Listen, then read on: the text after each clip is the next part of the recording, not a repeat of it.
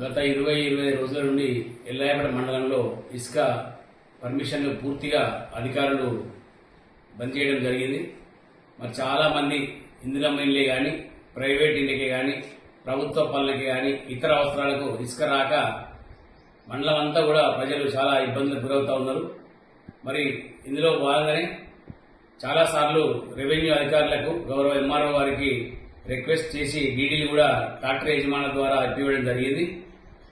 గత వారం రోజుల క్రితం గౌరవ కలెక్టర్ గారు మండలానికి బొప్పాపూర్ వచ్చినప్పుడు కలెక్టర్ గారికి కూడా మేడం ఇట్లా ఇసుక ఇబ్బంది అవుతుందని చెప్పగానే మీకు 2-3 రోజుల్లో ఇసుక ప్రాబ్లం సాల్వ్ అవుతుందని కలెక్టర్ మేడం గారు చెప్పడం జరిగింది.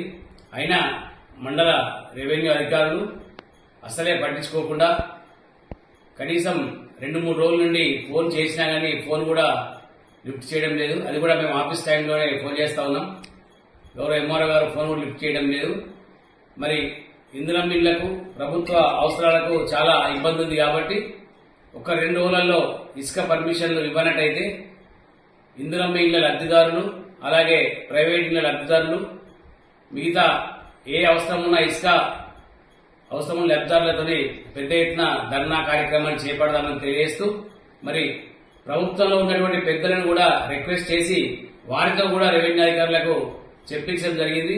అయినా రెవెన్యూ అధికారులు మరి పట్టించుకోవడం లేదు.